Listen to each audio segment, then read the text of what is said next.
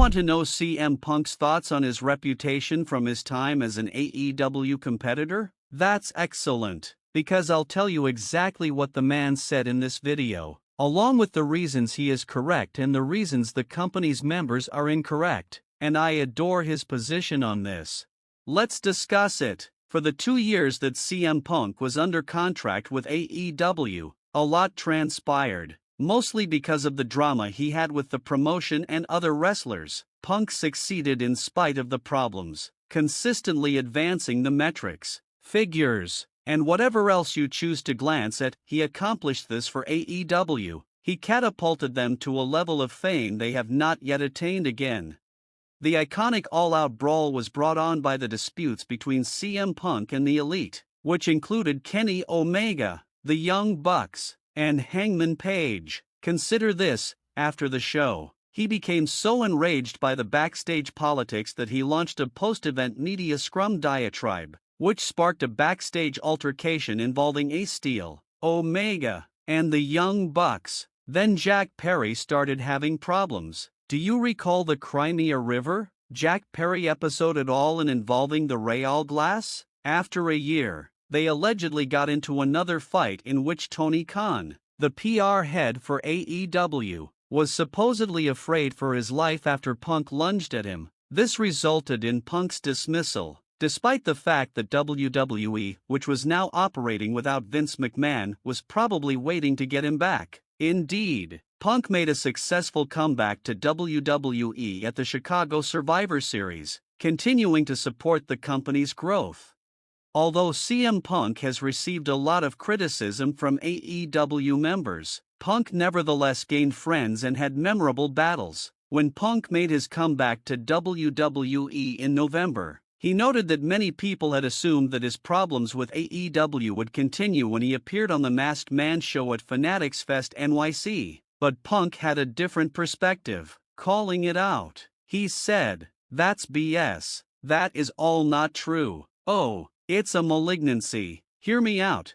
Not everyone is fond of me. I handle you appropriately. I'll treat you like a piece of junk if that's how you behave toward me. Let's enjoy ourselves if you're friendly, cheerful, and willing to have fun. I'm not two separate individuals. I'm not all hugs. It's just that certain people can't control me, and they detest it when I say or do something that I can't control. That's why they spread those lies and say things about me. So they attempt to manipulate how I'm perceived or felt by others. It is absurd. It will be up to you to exercise your own discretion and judgment."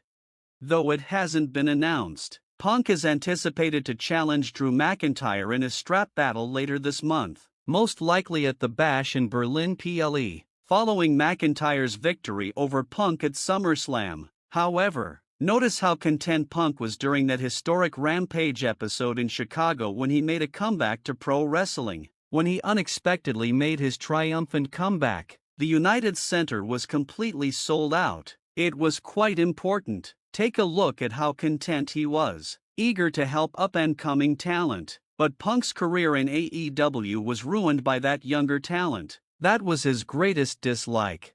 We have the infamous interview with Ariel Helwani from the MMA Hour, where Punk discussed in detail the issues that arose. He talked about how Punk felt that Hangman Page had shot him from the hip on a live Dynamite, forcing him to make quick decisions in the lead-up to a World Championship match. He had to handle all the drama behind the scenes. Let's face it, there have been a ton of AEW instances that have led to controversy or physical altercations yet don't include CM Punk. The most recent instance involved Britt Baker and MJF. If you look at the reality of it all, what Punk has said has been reported and shown to be factually true. They're more interested in getting 5-star ratings than they are in drawing money. As ridiculous as that sounds, it's true because Tony Khan books the product the way he does. Here's the thing with AEW that not a lot of people get. The reality is that AEW offered an alternative to WWE in 2019, at a time when WWE's creative direction was at an all-time low. They came up with an alternative product that brought the fight to Vince McMahon and company. The pandemic helped AEW because they were willing to pivot much faster and innovate. They also ran at an outdoor venue, allowing them to bring fans back much quicker. However, in the summer of 2022, once Triple H took over main roster creative from Vince McMahon, the dynamic changed. The momentum shifted from AEW to WWE because Triple H was giving the fans a product they wanted to see. That is what WWE has been able to do since 2022, and that's the reason their business has soared from every metric possible. It's also the reason AEW's business has dropped and seen declines across every single metric that matters in the pro wrestling industry. The fact of the matter is this: CM Punk wanted to return to WWE, but Vince McMahon didn't want him. Punk didn't quit WWE, he was fired. He was simply tired of running himself into the ground while Vince McMahon continuously told him, "I owe you one, pal." He never wanted to leave. He wanted to help and be there, but wanted to be treated like a human being. It wasn't until a decade later that WWE finally started to do so, to the point where Punk is now on stage at Fanatics Fest, showing an app where talent can request time off from WWE if they need it. That's how much things have changed in a decade, from the time Punk walked out and was fired to his return 9 years later. It's mind-boggling to think that AEW had CM Punk under contract and couldn't make it work. They have not been able to recover whatsoever. And that's on AEW and Tony Khan. If what you're doing isn't working to the fullest degree, you have to pivot in some way.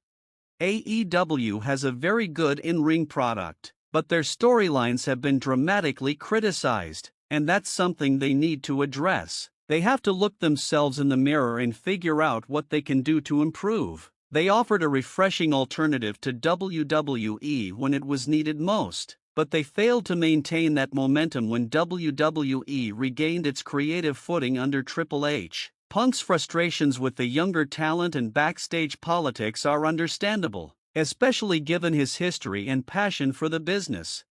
The question now is whether AEW can learn from these missteps and make the necessary adjustments, or if they'll continue down a path that alienates key talent and misses opportunities to grow the company. With Punk's departure, AEW lost one of its biggest draws, and the challenge now lies in how they plan to rebuild and move forward without him. The reality is, AEW had a golden opportunity with Punk, and they let it slip through their fingers. If they don't adapt, they risk losing more talent and further diminishing their brand. Only time will tell if they can turn things around.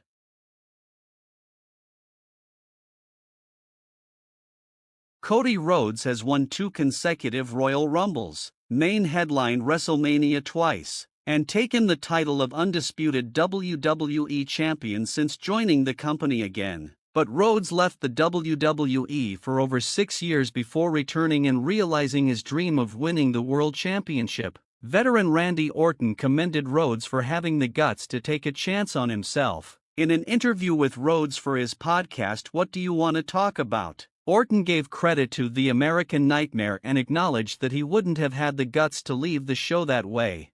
"Dude, I'm so proud of you. I'm genuinely quite proud of you. The guts it required for you to walk out and then, sort of, restart from scratch. But not really. That's not really the appropriate way to put it, because you were Cody F. Rhodes, but I could have never, ever done what you did. Thus, I really do mean it when I say I'm proud of you."